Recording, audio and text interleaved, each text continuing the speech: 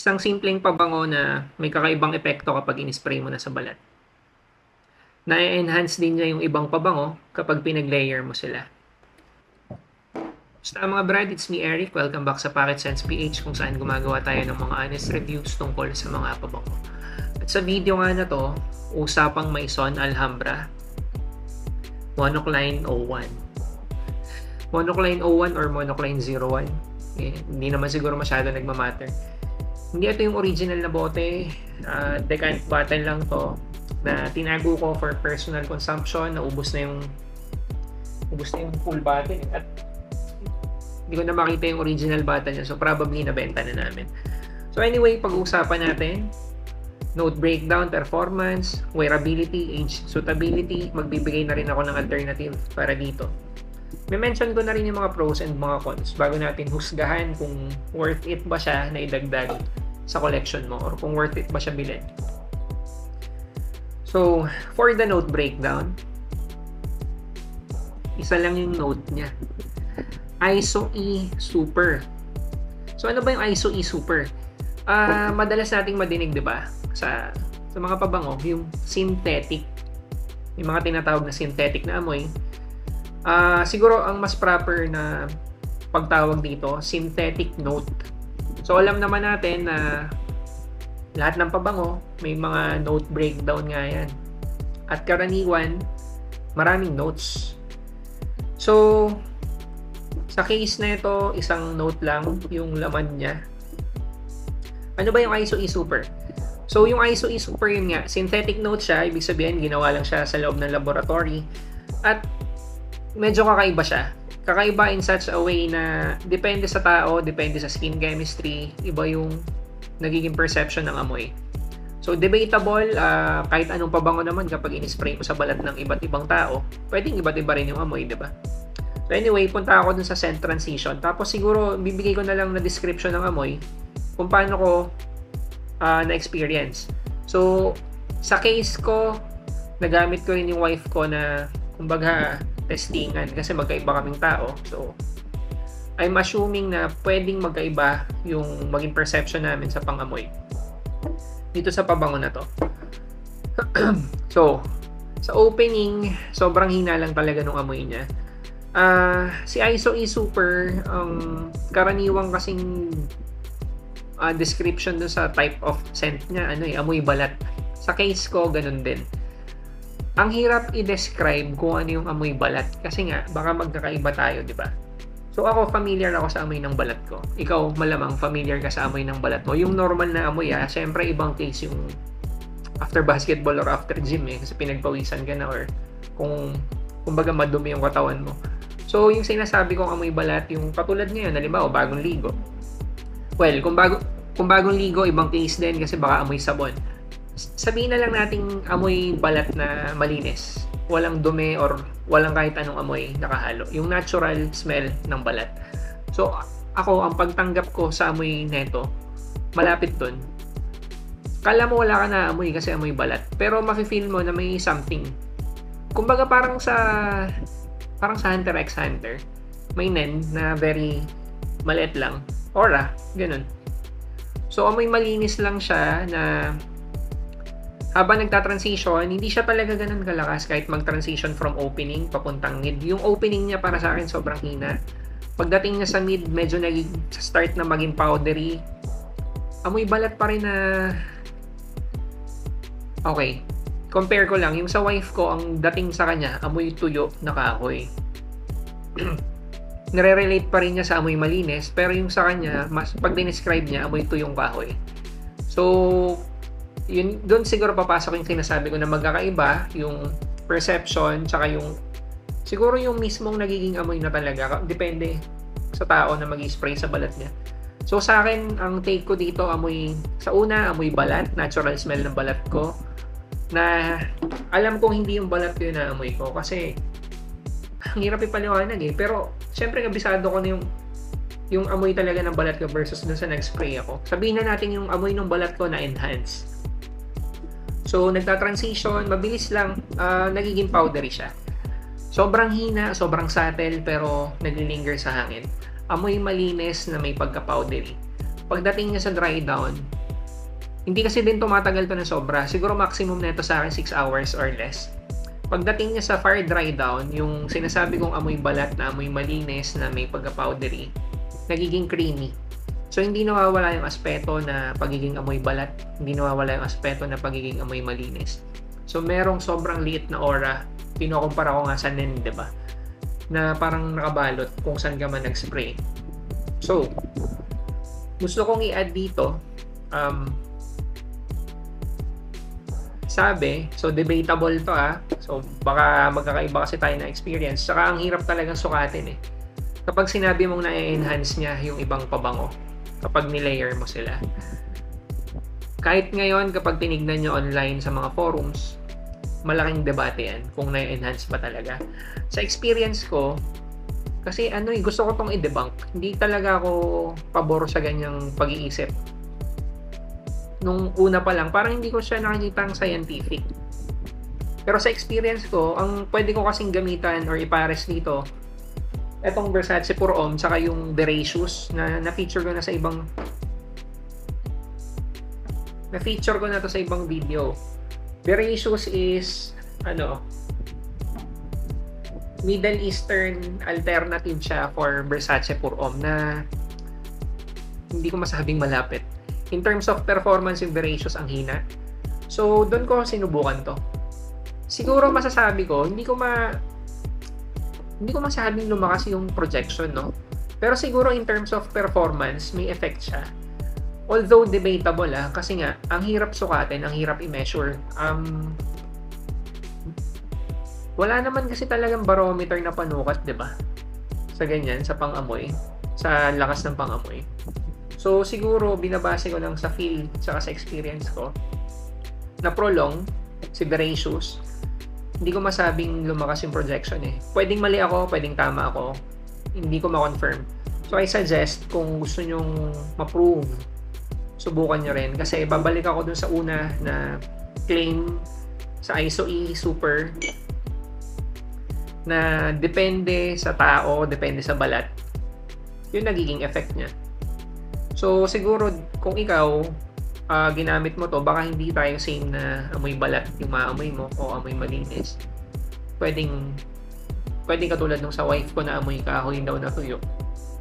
Yun. Pero ang common sa amin, parehong amoy malinis. So pasok to doon sa mga type ng perfume na kung gusto mo yung subtle lang, 'di ba? May mga taong gusto subtle lang, amoy malinis lang, yung parang very simple, yung hindi kailangang mag-introduce ng sarili sa ibang tao. Pero kapag lumapit yung mga tao sa'yo, naaamoy ka nila na, amoy malinis, parang amoy bagong ligo. Or ikaw, personally, gusto mo lang naamoy yung sarili mo na may amoy ng perfume na malinis. Pasok to dun. So, talo na ako sa performance. So, katulad ng sinabi ko, longevity niya hindi ganun katagal. Siguro 6 hours lang to sa akin. Kung mainit, baka mas lalong maiksi. Projection, hindi rin ganun kalakas. Ang subtle lang talaga. Sa siyaj ako natutuwa dito. Naamoy siya, naglilinger sa hangin. Though hindi ganun kalakas. Pero para sa akin kasi yung combination ng clean, ng powdery, saka ng pagiging creamy, okay yun kung nagsisirculate sa hangin. Ang pleasant, ang inviting. Hindi ko siya makumpara sa mga Sauvage na fresh out of the shower yung amoy. Pero ito, amoy malinis na balat. So, goods pa rin, di ba? When and where to use. Kahit kailan, suitable siya sa weather natin, in my opinion. Ang nakikita ko lang na sitwasyon na hindi siya okay gamitin, para sa akin yung malamig. Kasi ang hina talaga ng performance niya. Hindi ko siya nakikitang mag-work sa malamig na setting. So, kung halimbawa, pang party, malaking venue, or malamig na venue, feeling ko hindi siya yung okay na gamitin. Sobrang daming pwede mong pagpilian bukod dito. Ito yung mga tipo ng pabango na okay gamitin sa loob lang ng bahay, or tulad ng sinabi ko kanina, kung ikaw yung tipo ng tao na gusto mo, may pabango lang na subtle, na hindi nagsusumigaw, na hindi introduce yung sarili, okay siya. Sa amoy malinis. At kung para kasi sa akin, swerte ako na ang naamoy ko sa kanya, or yung perception, or kung paano siya sumingaw sa akin, amoy malinis na balat, na powdery, na creamy. Ang ganda kasi ng combination eh. Kung pwede nga lang palakasin eh. Okay na sa akin yun. Ang pang signature scent na yun. Hindi, wala siyang kahit anong tamis. Yun ba yung gusto kong i-add? Kasi gusto ko siyang ikumpara sa Versace Pure Homme in such a way na, di ba, may malinis lang. Pero si Versace Pure Homme kasi may sharpness ng citruses, may konting sweetness. Ito walang ganun. Amoy malinis siya pero hindi siya amoy shower gel. Amoy malinis na balat lang. Pwede pang office, subtle lang eh. So, ito oversprayer ako, hindi ako nag-a-advise na mag-overspray sa inyo, pero pagdating dito dahil sobrang hina niya, tapos yung type nung scent na lumalabas sa akin pag siya yung gamit ko, siguro kahit mag-overspray ako nito, tas office setting, pwede. Though, kung sa inyo, hindi ko pa rin masuggest na mag-overspray, no? Unless, na-try mo muna beforehand. Kung na-testing mo siya at nasubukan mo na kung ano yung magiging amoy sa'yo, siguro, ikaw na yung mag-decide kung pwede ba siyang i-overspray sa office or kung kahit saan. Age, suitability, pwede to kahit kanino. Actually, isa to sa mga pwede kong i-recommend sa mga teenagers eh. However, alam naman natin yung mga teenager, mas pabor sila dun sa mga nagsusumigaw.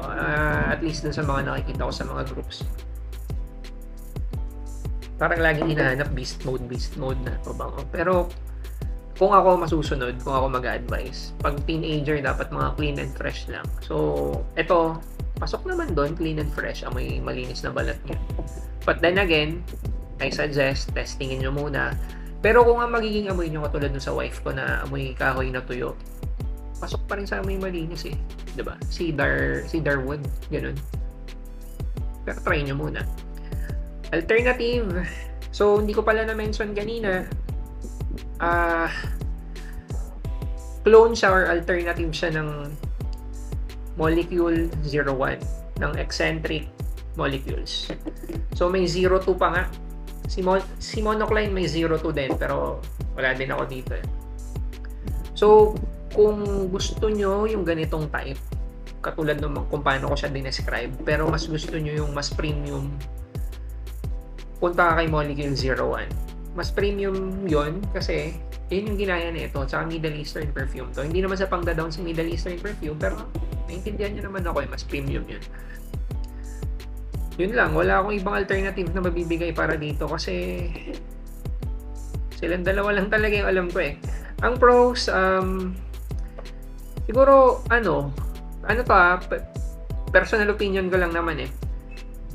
Conforme sa gumagamit, magiging unique yung experience. Kasi katulad nung kung paano ko siya dinescribe kanina, si ISO E-Super, nag-iiba yung amoy conforme sa gumagamit, skin chemistry. So, possibly, unique talaga experience kasi iba yung amoy sa akin, iba yung amoy sa'yo. Ikaw yung magiging judge. I mean, kung paano ko siya dinescribe, tapos kung nagamit mo na siya at hindi tayo pareho, meaning, unique, diba? Opinion ko lang. Sobrang versatile niya kasi nga, amoy malinis lang, amoy malinis na balat. Though, hindi ganun kadami siguro yung pwedeng paggamitan. Kahit super versatile dahil ang subtle at ang hina lang niya. Kapag mainit, kapag malamig, or siguro, kapag malamig, hindi siya ganun mag-work. Office setting, air condition setting sa office, pwede. Pero yung malamig na, alam niyo nung Feb, nung January, yung sumobrang lamig, feeling ko kasi hindi siya tatagos doon. So, okay lang siya kung okay sa'yo yung super subtle, pero siguro, sa ibang tao, masyadong subtle. Kaya, parang part na ng cons pala. No? Sobrang budget friendly. May Son Alhambra, Middle Eastern perfume. So, hindi ako sure kung magkano na siya ngayon. Pero nung nabili ko siya, a little over 1,000 pesos for a 100 ml bottle. Cons, sobrang hina niya eh. So, possible na hindi mo siya maamoy. Yun pa pala yung isang karakteristik niya ng ISO E-Super, pwedeng hindi mo siya naamoy ngayon, mamaya maamoy mo siya, biglang hindi mo siya ulit maamoy. Hindi ko alam kung counted sa pagiging nose blind, pero normal karakteristik ng ISO E-Super base doon sa mga nabasa ko. Yun, yung sinabi ko rin kaninang cons, sobrang hina ng amoy. Yun lang. So, siguro final thoughts, kung gusto mo lang nung parang skin scent lang, pero amoy malinis, pwede mo subukan to. Pero babalikan ko rin yung parang disclaimer ko kanina na iba-iba kasi, di ba, skin chemistry. So, i-try mo muna. Ang masasabi ko lang, kung yung magiging amoy sa'yo ay katulad nung amoy sa akin, jackpot ka. Tapos kung gusto mo yung subtle lang. Siguro subukan nyo na lang din i-layer sa mga pabangong gusto nyo. Tapos kayo yung mag-judge. Lagay nyo sa comment section kung masusubukan nyo, kung effective ba o kung chismis lang pala, online hype lang. Kung nakumpara nyo na rin kay Molecule 01, better kung lagay nyo sa comment section yung experience. Maraming salamat.